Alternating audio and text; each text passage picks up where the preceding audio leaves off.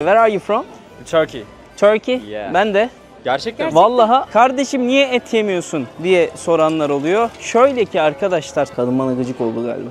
Geldi bedavaya yedi gitti dedi. Şehrin içinden geçen kanalla beraber burada isterseniz kanal turu da yapabilirsiniz. Nasıl gidiyor hayat burada ya? Çok güzel. Gerçekten çok güzel. Yollar, parklar, bahçeler başladı zaten. Belçika'da, Amsterdam gibi her yerde bisikletle insanları görebiliyorsunuz. Dedo neresi in Mexico?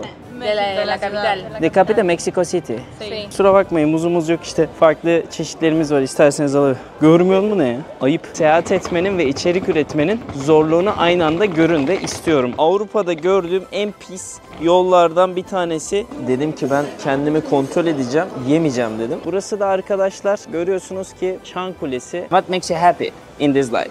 Chocolate. Yes, chocolate, no. Burada ücretsiz sular da var. Tamamen hizmet düşünülmüş şekilde gelenlerin. İşte buranın en ünlü çikolatacılarından, markalarından Leonidas. Yok yok estağfurullah. Gel abi daha iyi ya. İyi abi, sen nasılsın? İyisin?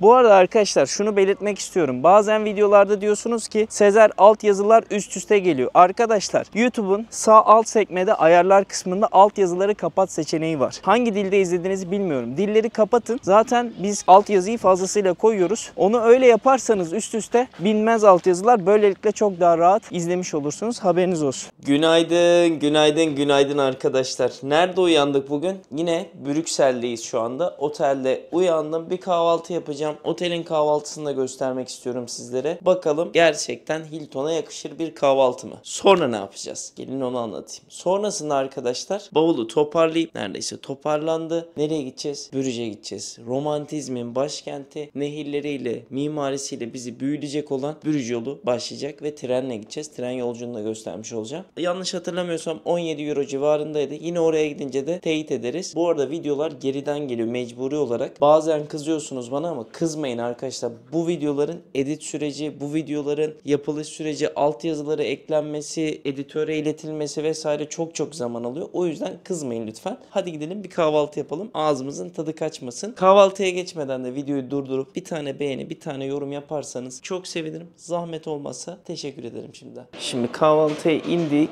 Klasik İngiliz kahvaltıları vesaire var. Aynı zamanda burada sebzeler, peynirler vesaire görebiliyorsunuz. Klasik normal kahvaltı işte ya, sular. Ama hani ilgimi çeken şurası oldu. Bu otelde bu kadar müşteri varmış. Ben şimdi hiç otelde kalmadığım için, sürekli yollarda olduğum için fark etmiyordum ama bayağı insan varmış ya. Şimdi bir şeyler alıp kahvaltı yapalım biz. Buradan da isterseniz kahvenizi alabiliyorsunuz ya da portakal suyunuzu da alabilirsiniz. Burada çalışan arkadaş da Türkmüş. Ona da birazdan selam veririz. Az önce görüştük çünkü onunla. Biz ne yiyelim? Sağlıklı yiyelim arkadaşlar ya. Çok kilo aldık. Toparlayalım kendimizi. Hadi bakalım.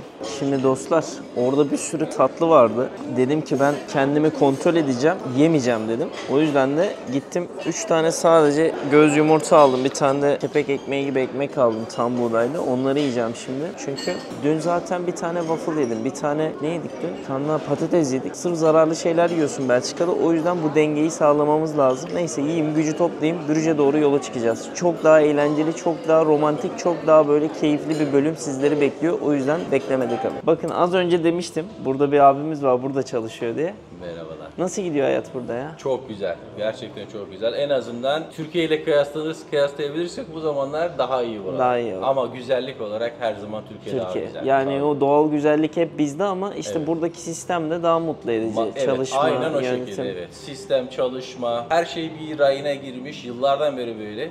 Devam ettiriyorlar yani. Kaç yıl oldu? Benim 2000 yılında geldim buraya. 25 sene 25 sene olmuş ya. Sen o zaman yerlisin burada. Yani ya. biraz yerli sayılabilir. Sen peki hangi dile hakimsin? Almanca mı, Flemenkçe mi, Fransızca mı? Fransızca. Fransızca var. Flemenkçe de tabii ki biliyoruz. Ama Almanca çok küçük bir popülasyon konuştuğu için yani Çok gerek kalmıyor. Gerek kalmıyor. Sadece o Almanya sınırında yaşayan insanlar daha çok Almanca Daha çok o zaman Fransızca tabii, burada tabii. hakim. Fransızca, Flemenkçe. Büyük bir kavga var zaten onun hikayesi Hadi de ya. var. tabii. Burada 3 resmi dil olduğu için Tabii. Fransızlar, Flamaklar kendi aralarında çok anlaşamıyorlar. Normal çünkü çekişemiyorlar. Aynen. Aynı dil olmadığı için. Tabii bir de tabii. 3 ayrı parlamento, 3 ayrı dil, 3 evet ayrı... ya bu çok olay garip Değil mi? bir Çok şey değişik ya. aslında Ama yani. yine de ortak noktayı bulabiliyorlar günün sonunda. tabii, tabii, Gırgır yani. çıkmıyor çok fazla. En ilginç olanı otoyola çıktığınız zaman, otobana çıktığınız zaman belli bir yerde Fransızca, belli bir yerde otobanın Flamakça, başka bir yerinde Almanca. Her Değişik. şeyden biraz ya. Her şeyden Dil böyle. öğrenirsin burada. Aynen. Dil öğrenmek zorundasın. burada Abi çok yaşamak için. teşekkür ederim. Ben teşekkür ederim. Şimdi ben zaten tren istasyonuna gidiyorum senin dediğin yere. Tamam. O zaman Brüj'de devam edecek bu video. Brüj çok güzel bir yer. Çok inanılmaz güzel Değil bir mi? yer. Filmlerin, Hollywood'un falan film çektiği yer yani. Çok... Biz de bugün bir film çekelim o zaman. Aynen. İnşallah. Bekliyoruz bir şeyler. Abi sağ olasın. Teşekkür ederim. üzere, sağ Görüşürüz. olun. Kendine iyi bak. Görüşürüz. Sen de. Evet, sokağa indik dostlar. Yalnız ben size bir şey söyleyeyim mi? Avrupa'da gördüğüm en pis yollardan bir tanesi olabilir. Her yerde sigara izmariti vesaire var, pislikler var. Yani şaşırtıcı. Genelde diğer Avrupa ülkelerine gittiğimde hep yollar böyle pırıl pırıl olur. Her şey tertemiz olur. Ama Brüksel'de ben bunu çok göremedim açıkçası. Bakalım deneyimlemeye devam edeceğiz. Şimdi tren istasyonuna doğru gidiyorum. Norde du Gare diye geçiyor. İşte bu Kuzey Garı demek galiba muhtemelen. Oraya doğru yol alıyorum şu anda. Nasıl gidiliyor ben de göreceğim. Çünkü garip bir yolu var şu an. Arkadaşlar bileti böyle bangodan alabiliyorsunuz. 17,5 euro tuttu. Bir saat falan sürecek. Bu da şeyi sağ olsun bir arkadaş bana yardım ediyor. Thank you so much. Let's go. Now where we need to go. And also what's your name? I'm a YouTuber by the way. I make videos about the countries. Okay. So you're gonna go to the Bruges as well. Okay. What's your name? Cesar. Cesar. Your name is Maria. Maya. Maya. Ha Maya. Maya, nice to meet you. Nice to meet you. So we're gonna go to the Bruges today. Şimdi 4. perona geldik arkadaşlar. Buradan kalkacak. Saat 10'u 54 geçe kalkıyor. Yani bunu her zaman kullanabiliyormuşsun. Aldığın bileti 17,5. O öğrenci olduğu için you're a student, that's why you pay 7 euro ya. Yes. Öğrencilere daha ucuz ve 16 yaşındaymış. Ya inanılır gibi değil. Ben 16 yaşında çok daha küçük gözüküyordum. I say that you are 16 years old. When I was 16 years old, I was looking more small, you know? Yeah. So what's the best thing in Belgium? Why people need to come here? Because I think like the people are very nice Yeah. to each other, and the weather is not so good. Nowadays good. Today No. it's good, but normally no. And yeah, it's good food. Good food. French fries, chocolate. Too much calorie. Yes. Here's a bit hard, yeah. What makes you happy in this life? Chocolate. Yes, chocolate. No. Just like my family, my friends. Where are they living, your family? Just above Brussels. Okay. Yes, it's not. It's like 20 minutes from here. Cool. Yes. So you're gonna go to the Bruges for like trip? I'm going to the sea. Like I just have to take a train to Bruges, and then I have to change the train, and I Ah. go to the sea. Yes. Where are you going to see? Knokke. Kunoko, I heard it. It's nice place, yeah? Yes. Thank you Maya. You're welcome. Thank you. Trenimiz geldi. Tren bayağı eski duruyordu ama bu galiba. Daha iyisini bekliyordum. Tüh. Trenin içi böyle dostlarım. Buraya 17 euro verdik bir saatlik yolculuk için. Biz second class seçtik. İsterseniz first class'ta seçebilirsiniz. Tuvaleti falan da var içinde. Buradan kapı da açılıyor. Gayet güzel, yeterli zaten bir tren için. Hani 17,5 euro değer mi diye sorarsanız normal diyorum ben. Genelde çünkü Avrupa içinde trenler genelde 10 euro, 15 euro civarında oluyor. Tuvaleti de kullanabilirsiniz. Şu anda dolu, orada yazıyor kırmızı işaretli falan. Güzel tren.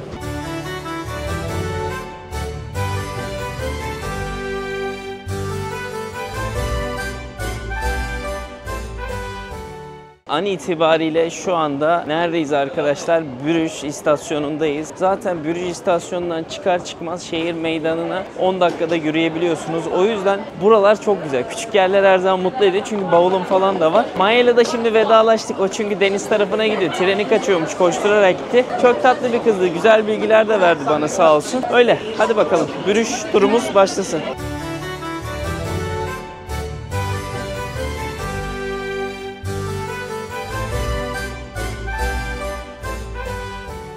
Evet dostlar, işte o Aşıklar Kenti Brüj'e geldik. Öyle bir şey oldu ki o tren istasyonundan çıktım, yürüdüm. Yollar, parklar, bahçeler başladı zaten. Düzenler başladı. Aynı zamanda Arnavut kaldırımını da görüyorsunuz burada. Şu an bayağı iyi bir şeyin içindeyim ya, hissedebiliyorum. Binalara bakar mısınız? Ama ne yazık ki elimde bavulum olduğu için şu anda gezmesi çok zor. Ben bir yer bulacağım, bunu bırakacağım. Daha sonra size burayı hissettirmek istiyorum. İnsanlarla da görüşeceğiz, onların onların görüşlerini de alacağım. Elimde bu varken gerçekten zor oluyor. Seyahat etmenin ve içerik üretmenin zorluğunu aynı anda görün de istiyorum. Aslında biz bunu hayat biçimi haline getirdik. Sadece işte gidelim de buraları görelim değil. Görürken de size her şeyi anlatıyoruz. O yüzden sıcak şu anda 32-33 derece. Bu sıcakta böyle bir emeğe karşı kardeşinize, abinize bir beğeni, bir yorum bırakırsanız çok çok sevinirim. Bürüş şahane. Şu an her şey çok güzel. An itibariyle odaya yerleştim.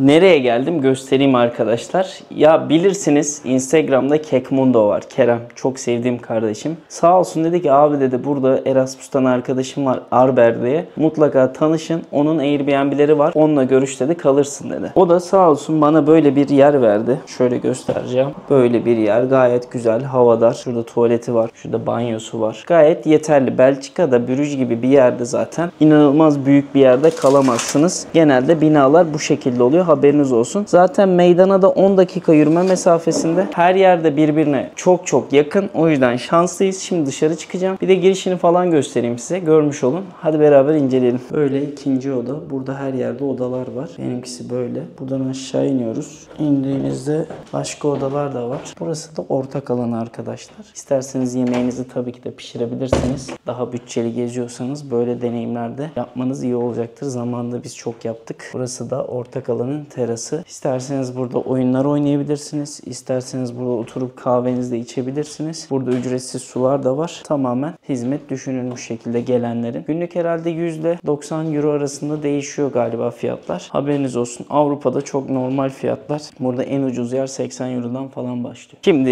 ilk durağımıza gidiyoruz. Brüj'de yaklaşık 6-7 tane farklı noktaya götüreceğim sizi bugün. İlk noktamız market dediğimiz, yani insanların işte hep böyle old town'larda kurulur ya, ortada bir pazar olur. O pazarın etrafında da şehir vardır.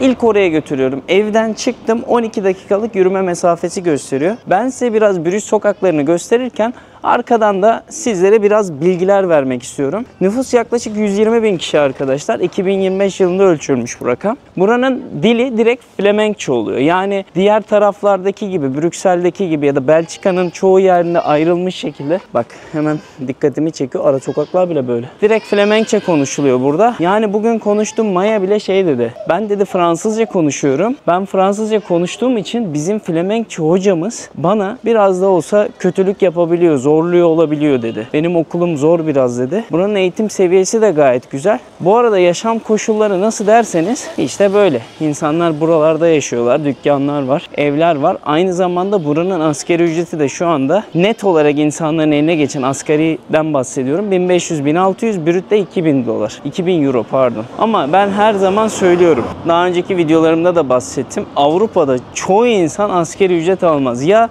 daha fazla çalışır ya da daha kalifiyeli işlerde çalıştığı için daha fazla paralar alabilir. Şu anda yine böyle bir meydana geldik. Aslında o pazara benzeyen bir yer. Buradan düz devam edeceğiz. Tabi ortamızda nehir de var. Yani şehir o kadar güzel ki anlat bitmez. Otoyola çıkıyormuş burası. Hani burada yürürken gelirsiniz. Ne demek istediğimi daha iyi anlarsınız o zaman. Yürürken keyif almamak çok zor. Her şey o kadar güzel, her şey o kadar düzenli ki insanın canını sıkıyor. İnsan diyor ki ulan bizde niye bunun %1'i yok diyor. Sinirleniyor.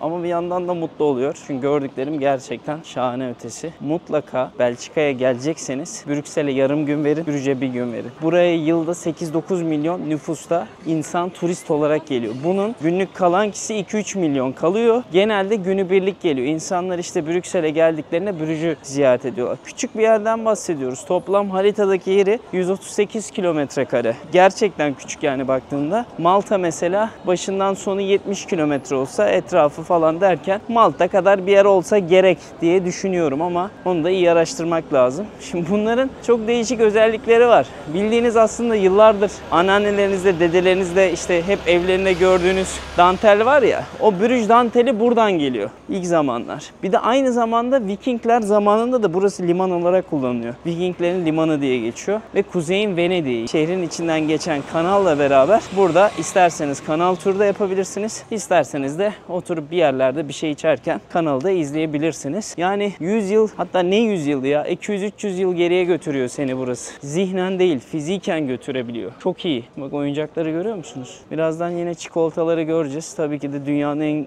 ünlü çikolataları yine burada. Bugün yine burada bir çikolata testi yapabiliriz. Bunun yanında patates ve özellikle waffle'ı mutlaka yedirdiler. Buradaki waffle daha da güzelmiş. Evet, ulaşmak istediğim noktaya geldim. Şu solda renkli binaları görüyorsunuz. Hemen burada da restoranlar vesaire burada. Marketin kurulduğu alan bu. Burası da arkadaşlar görüyorsunuz ki Çan Kulesi. Aslında buranın en ünlü sembollerinden bir tanesi. Belfort diye geçer. 83 metre yüksekliğinde, gerçekten yüksek bir bina. Tüm şehri buradan panoramik olarak izleyebiliyorsunuz ve 366 basamaktan oluşuyor. Var mı Yiğido, ben çıkarım buraya diyen, görürüm diyen, çıksın. Ya genelde ben böyle yerlerde çok fazla çıkmıyorum.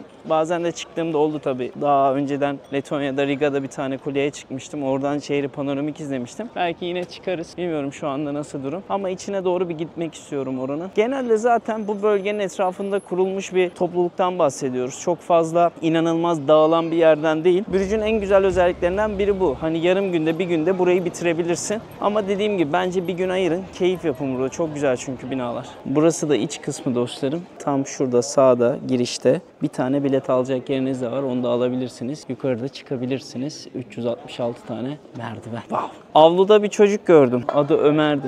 İşte burası da bilet yeri. İsterseniz biletinizi alabilirsiniz. Yine bir waffle sırası arkadaşlar. Chez Albert diye. Burası bayağı ünlüymüş. No cash diyor. Sadece kart diyor. Buradan alabilirsiniz. 5.70, 4.70 Belçikan çikolatalı 4.5 fiyatlar uygunmuş bayağı. Buradan sıraya girip alabilirsiniz. İnsanların elindekini de görüyorsunuz. Küçük bir parça. Ben de tadabilirim birazdan. Şu arkamda görmüş olduğunuz yer arkadaşlar, buranın en kutsal yerlerinden biri. Kutsal Kan Bazilikası derler. Bunun içinde ne var? Şimdi niye burası ünlü? Burada törenler yapılır. Aslında en önemli törenlerinden bir tanesidir. Nasıl gerçekleşiyor? Gönüllü 2000 kişi toplaşıyor burada. Eski ortaçağ kıyafetleri vesaire giyiyorlar. Daha sonrasında törene başlıyorlar. Tören de her Mayıs'ın ilk yükselişi olan Perşembe gününü, onlara göre Perşembe günü. Çünkü Hazreti İsa'nın çarmıha gelip göğe yükseldiği günden dolayı bu günü belirlemişler. En kutsal gün olarak bugün de tören yaparlar. İçeride de inandıkları şey Hazreti İsa'nın çarmıha gerildiği dönemden kalan bir kanının olduğu ve bu kan etrafında da işte tören düzenleniyor. İnanışlarına göre böyle bir yer. Zaten buradan da yine giriş yapıp yukarı doğru da çıkabilirsiniz. İsterseniz içeride bakabilirsiniz. Tabii ki de biletli diye biliyorum. Yine de bir bakmak lazım. Tam bilgi vermek adına. Saat 10 ile 5 arası. Burası Bazilika kısmı. İsterseniz içeri girebiliyorsunuz bu şekilde. Her dinin kendine ayrı inançları var tabii ki de. İşte Hazreti İsa'nın çarmıha gerildiği silüeti. Bizde de mesela sakalı şerif vardır. Hazreti Muhammed'in sakalı diye. Ben eskiden arkadaşlarımın ailesinin böyle bir şey olduğunu biliyorum yani. Bir üst kata çıktım. Sessiz olun diyor. Bakalım üst katta ne var görelim beraber. Burası da müze kısmı gibi. Buradan 5 euroya müzeye de girebiliyorsunuz ya da yine kiliseye ulaşabiliyorsunuz. Kilise ücretsiz. Bazilika'dan çıktınız, karşıya baktınız. Burada da belediye sarayı falan var arkadaşlar Brugge'ün. Brugge Sarayı. Hemen solumuzda da çikolatacılar var yine. Burada isterseniz çikolata da yiyebilirsiniz. Waffle da satıyorlarmış. Bir bakalım neler var neler yok. Yine farklı farklı çikolataları görebiliyorsunuz. Tersteegere ismi buranın. Oo, içeride yok bak. Hi, how are you? Kilosu 60 euro civarında. Burada orange slice'lar var. O portakallı direkt. Burada içinde farklı şeyler olan da var. Dubai var, cream blue var, dark var, Oreo var, hazelnut var. Her şeyden var ya. Is it possible to try? Do you like milk or dark? Milk. Milk chocolate. Bak deneyeceğiz şimdi bir tane. Buradan alıp deneyebilirsiniz. Bakalım tadına. Delicious. Burada yine başka çikolatalar da var. Bunlar özellikle çok ünlü. Çikolata pizza. Her şey çikolata, inanılmaz. Peanut brittle diyor. 6,5 euro mesela, bundan alıp yiyebilirsiniz. Ya şimdi ben de tek başımayım ya, alıp böyle yiyesim de gelmiyor. Çok fazla var. Burada farklı opsiyonlar da var. Bir de çok kalori abi. Çikolata deyince aklıma hep Willy Wonka geliyor. Willy Wonka'nın filmi. İzlemediyseniz izleyin. Have a lovely day. Thank you. Kadın bana gıcık oldu galiba. Geldi bedavaya yedi gitti dedi. Siz böyle yapmayın arkadaşlar. Ben YouTuber olduğum için hani videoda çekmek için. Geldi de alın. Güzel. Hepsi çok güzel. Ben oradan waffle alacaktım aslında o Albert'ten. Size dedim ki muzlu alabilir miyim? Muz yok, görmüyor musun dedi. O an bitti. Dedim ki almıyorum ben dedim. Teşekkürler. Başka yerden alacağım. Ya hiç sevmiyorum. İşini düzgün yapan insanları seviyorum. Hani böyle yaşlı olup da söylenen adamlar gibi olmak istemiyorum ama ya kardeşim güzelce diyebilirsin ya. Kusura bakmayın muzumuz yok işte. Farklı çeşitlerimiz var. İsterseniz alın. Görmüyor musun ne ya? Ayıp. Gidelim başka yere. Önünde de sıra var yani. Ben bunları yenemem ya. İstediğim kadar eleştireyim. Herkes geliyor buradan yiyor. Baksana sıraya. Ucuz diye herhalde 4,5 euroya. En görülmesi gereken tarihi mimarileri gördük aslında. Hani baktığınızda çan, arkadaki bazilika, belediye sarayı. Bir de aynı zamanda renkli binaları gördüğünüzde meydandasınız zaten. Burası market alanı. Bunun dışında ne yapacaksınız? Brüj'ü tabii ki de kanal turu yapacaksınız. Ona götürmek istiyorum birazdan sizlere. Bir de burada ne yiyeceksiniz arkadaşlar? Mussel yiyeceksiniz. Midye. Bizdeki midyeyi böyle kova şeklinde yaparlar. Ondan verirler. Ben ondan denemek istiyorum bugün sizlere. Çünkü ben bir presketeryanım. Yani bu ne demek oluyor? Et yemez, tavuk yemez, balık yer. Kardeşim niye et yemiyorsun diye soranlar oluyor. Şöyle ki arkadaşlar doğada olsun eti yerim ama sürekli önümüze konulan etlerin hepsi endüstriyel. Yani antibiyotikle geliştirilmiş, sürekli normal yeşil ot yemeyen, sürekli saman verilen, bu samanlar da işte ilaçlı şekilde veriliyor. Doğada bile kalmayan şeyleri yiyoruz. Zaten tavuklar üst üste biniyor. Görüyorsunuzdur videolarda tavukların. Yazık felaket haldeler. Yemeye de devam ediyorduk önceden. Şu an ben 17 gündür yemiyorum. Hatta 20 gün oldu. Bayağı da iyi hissediyorum kendimi. Hiç böyle kas kütlesi de kaybettiğimi düşünmüyorum. Çünkü diğer yerlerden proteini almaya devam ediyorum. Daha tam anlamıyla vegan olamadım. Olamam çünkü bir anda. Benim gibi et yiyen birisi için. Çok zor bir şey. Ama en azından yumurta yiyorum. Bir yandan da balık ürünü yiyorum işte. Deniz ürünleri. Ondan zorlamıyor çok beni. Tabii zamanla vegana da dönüşeceğiz. Siz de bence dönüşmeye başlayın. Çünkü yediğiniz tüm etler, tavuklar bakteri içinde. Çok sağlıksız. O hayvanları kesmeye götürdükleri dönemde yaşadıkları stres bazından dolayı o stres hormonu sergiledikleri için vücudun kan pompalanması değişiyor. Gelen etlerdeki tüm etler bayağı böyle stresli ve işte bakterili oluyor. Merhabalar. Nasılsınız? İyi misiniz? Yok yok estağfurullah. Gel abi daha iyi ya. İyi abi sen nasılsın? İyisin? Burada mı yaşıyorsunuz abi? Yok burada yaşamıyoruz. Biz de dün geldik 2 gün Oo önce. süper. Devam ediyor senin videoları izleye. Sağ ol Hadi abi. gezelim Nereden falan. geldiniz? Hatay'dan. Aa çok iyi. Antakya'dan. Ailecek geldik. Süper süper. Merhabalar. Nasıl gidiyor burası? Ya işte Sevdiniz 2 gün mi? oldu. Çok sevdik. Burası çok sakin, güzelmiş çok abi harika ya. bir yer. Müthiş. İlk Düzene ziyaretin baksana mi ya. Sezer senin? İlk Belçika'ya ilk abi. Öyle mi? İlk benim de Bizim ilk. de ilk oldu. Bakalım Vallahi ya. çok keyifli. Seni izledikten sonra da şey dedik bir Bali'ye gidelim bakalım. Kesin Ama gidin o abi. artık gelecek sene. Gelecek kısmetse. sene olur. Eğer İnşallah. burada yerleşirsek yerleşiriz. İnşallah. Hayırlısı olsun abi. Abi çok selam, memnun oldum. selam. Sağ ol abi. Teşekkür ederim. İyi günler. İyi geceler. Sağ olun. Bizim bayağı Türkiye'den de insanlar geliyor gezmeye. Ya ben şey olayını çok sevdim. Hani bizim bu çektiğimiz videolar günün sonunda birileri izleyip buralara geliyor ya. O çok keyifli oluyor. Teşekkür ederim. Gelip böyle selam vermeleri insanların falan çok iyi bir şey. Hani yaptığın işin anlamı oluyor. O yüzden tekrar söylüyorum. Bir yorum, bir şey bırakın ya. Hani güzel olsun. Rastgele daldım bir sokağa. Dedim nokta atışları bitirdim. Birazdan size kanal turu da yaptıracağım ama öncesinde bir sokakları gezelim bakalım. Hey guys, how are you? Do you speak English? Yeah. Okay, where are you from? Turkey. Turkey? Yeah. Ben de. Gerçekten mi? Vallahi adınız ne? Ilgar benim. Ilgar. Nasıl gidiyor? Nasıl gitsin ya? Geldik. Çok güzel değil mi? Bakıyoruz. Büyülüyor insanı ya. Baksana ne kadar Neyle güzel. geldin? Ben Brüksel'den geldim trenle. Biz de Flixbus'la geldik. hı. Akşamki dönüş bileti iptal oldu. Flixbus. Aa, niye öyle oldu? Bilmiyorum 2 saat sonra dönmek zorundayız. Az Yapma ya. gezeceğiz. Tüh. Var Ama mı yine enerjim yeter ya? ya 2 saat. Ya şurada tarihi binalar var orada. Bazilika falan var. Onları gezin bir de kanal turu yapın. Daha ben yapmadım da. Hani herkesin zaman yok. önerdiği o. Zamanımız kalırsa onu Bence direkt onu yapın o zaman. Ne kadar sürüyor biliyor musun? Hiç bilmiyorum. Bence yarım saat 45 Peki dakika ne yiyelim? geçmez. Valla burada patates, waffle, midye. Midyeleri ünlü bunların. İşte o kovada geliyor. Onlardan yiyebilirsiniz. Siz nereden geliyorsunuz? Hangi şehir? Antalya. Antalya. Sen? Ben İzmir'den geliyorum. Antalya'da çok sıcak ha. Antalya. İzmir'de sıcak. İzmir'de çok sıcak da İki hafta burası önce çok iyi oradaydım. şu an. Kötü değil yani. Şehrin araları Brüksel daha iyi güzel. bu arada. Şehir olarak mı? Hayır. Havası. olarak. Aynen dün esiyordu orası. Güzeldi baya. Öyle. Buradan nereye? Buradan döneceğiz Brüksel'e. Sonra? Sonra Paris yarın. Sonra? Sonra Antwerp, Antwerp. Sonra? Köln, Türkiye. Ah iyi. Sen? Turla mı geldiniz siz? Yok ya öyle. Kendiniz geziyorsunuz. Ben dünya turundayım zaten. Aynı zamanda içerik üretiyorum ben. Sürekli hep yollardayım. Şimdi buradayım. Sonra Lüksemburg'a geçeceğim yarın ya da 2 gün sonra. Sonra da Malta'ya geçeceğim. Sonrası belli değil. Ondan sonra göreceğiz kanalın bakayım. ne? Sezer Yılmaz diye. Nerede? Ya hangi YouTube'da var, platform? Instagram'da var, TikTok'ta Tamam. var. Üçünde de var. Tamam. Bakarsınız. İzlersiniz bu videoyu. 2 ay sonra falan geliyor genelde. Kızıyorlar bana niye geç yüklüyorsun? Editi var, o'su var, aynen. Zaman altyazısı var, zor. Çok memnun oldum Memnun oldum. arkadaşlar. Görüşürüz. Kendinize çok iyi bakın.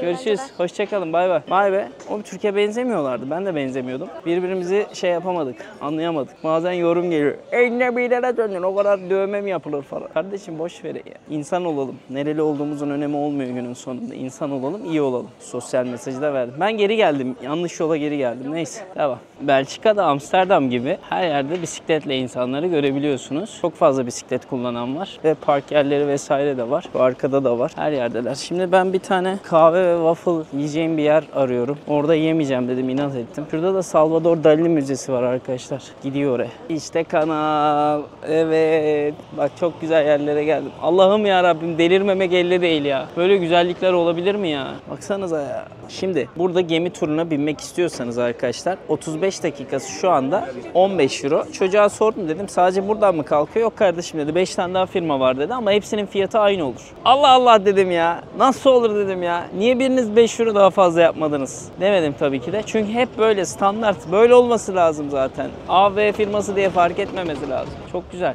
Şimdi buradan şuraya oturmak istiyorum. Ben neymiş orası öyle ya? Baksanıza zoom atmak istiyorum oraya. Şuraya bakın. Çok iyi yermiş orası. Hepsi çok güzel. Bak köprünün diğer ayağı buradan da kalkıyor. İsterseniz buradan da alabilirsiniz. Tamamen size kalmış. Tercihlerinize bağlı olarak 35 dakika sürecek. Şimdi nereye gidiyoruz biliyor musunuz? Bizim Leydi Kilisesi'ne gidiyoruz. Dindar ama rahibi olmayan kadınların kaldığı manastır olarak geçiyor yıllar evvel. Biz orayı bir ziyaret edelim. Şu büyük bina var ya orası. Kafam çok karışıyor. Patates mi yesem, waffle mı yesem, çikolata mı yesem, dondurma mı yesem? Yoksa normal yemek mi yesem? Ya da hepsini mi yesem?